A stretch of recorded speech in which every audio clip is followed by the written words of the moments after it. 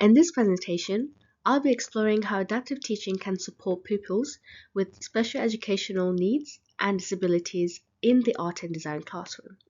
I'll focus on how inclusive, creative, and process-based approaches can make learning more accessible without limiting expression or challenge. This is based on my PGCE teaching experience and ideas from wider literature. Florian and Black Hawkins highlight that inclusion is about creating opportunities for all, not just making special accommodations. I now see adaptive teaching as a good teaching that benefits every pupil. I'll be sharing how I applied adaptive strategies in two creative art projects and how planning, resources, and teacher behavior made learning more inclusive. Let's begin by setting the context, where this took place, my role, and how the approaches were developed. This work was carried out during my PGCE placement at a diverse inner-city secondary school. I taught across Cases 3 and 4 in mixed ability classrooms that included pupils with SEND, EAL, and other needing additional support. All the pupils I will discuss were included in mainstream lessons and participated in the same projects as their peers. This required careful planning, scaffolding, and delivery to ensure everyone could access learning meaningfully. The three case study pupils represent a range of needs: one with severe dyslexia and anxiety, one with autism with communication needs, and one with hearing impairment with low self-esteem. Each one challenged me to adapt in different ways and shaped my understanding of inclusion in practice. The two projects I'll be discussing later in this presentation were planned to be process-based, expressive, and open-ended. My goal was to create opportunities for personal expression and creative success regardless of academic ability or confidence. In the next few slides, I will introduce the three pupils I'll focus on and explain the adjustments I made to support their participation and progress. But before I introduce the pupils I worked with, I want to briefly explain how I understand adaptive teaching and how it shaped my approach. Adaptive teaching means planning lessons that are flexible, inclusive, and responsive to the needs of all pupils. It isn't about creating different tasks for different students, but rather it's about making the core learning accessible to everyone, using strategies like visual scaffolds, clear modeling, and step-by-step instructions. In art, that might mean offering different materials, modeling steps clearly, or breaking things down using the visualizer. I also use printed success criteria and give verbal support to help pupils stay focused. It's not just about planning, it's also about being responsive in the moment too. Slowing things down, repeating instructions, and adapting as needed. These strategies were especially helpful for people with SND, and also it actually supported the whole class too. The projects I will share were designed with this mindset. Now I'll introduce the pupils who shaped this journey. For confidentiality, I'll refer to the three pupils as pupil S, pupil Y, and pupil M. Each has a distinct learning profile, and each one helped me to deepen my understanding of how adaptive teaching can work in practice. My aim was always to maintain high expectations while making the learning process accessible, meaningful, and manageable for them, alongside their peers. The first pupil I'd like to focus on is pupil S.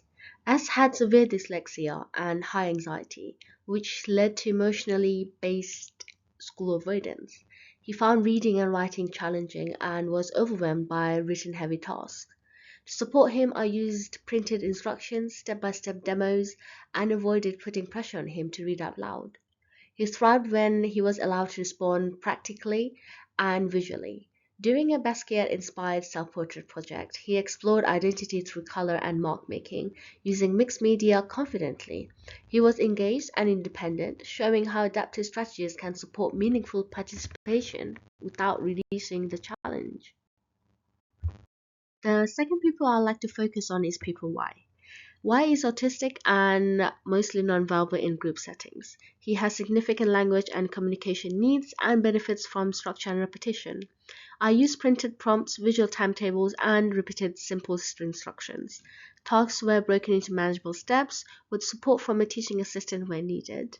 Y particularly engaged with hands-on tasks. In one session, he used forks and cardboard to create expressive marks. Though non-verbal, His creative choices clearly demonstrated understanding. Working with Y has deepened my understanding of how adaptive teaching isn't always about changing the task. It's often about changing the environment and the communication around the task. With the right support and structure, Y has shown that he can access the learning in meaningful and creative ways. The third pupil I would like to focus on is pupil M. M has a mild hearing impairment and low confidence. She struggles with group communication and can become withdrawn. I prioritize seating, visibility for lip reading, and use visual prompts and printed keywords. I also focus on consistency and emotional safety with check-ins and structured routines. One moment, one moment that stood out was when she arrived dysregulated. I offered a quiet space and a sensory tool, and she later rejoined the class and completed her work independently. Over time, she grew in confidence and participation. Working with Am reminded me that small adjustments like where a pupil sits, how we communicate, and how we respond to behavior can have a huge impact on a pupil's ability to succeed. The first project I want to reflect on is a Year 9 identity unit inspired by John Michael Basquiat. Pupils explored self-representation and personal symbols through expressive mark-making and mixed media. The structure of the project made it really adaptable, open-ended outcomes paired with clear scaffolding, which meant that it worked well for a wide range of learners. We started by recreating Basquiat's mark making using tools like forks, chopsticks, and cardboards. This shifted the focus away from the perfection and allowed pupils to experiment with textures and process.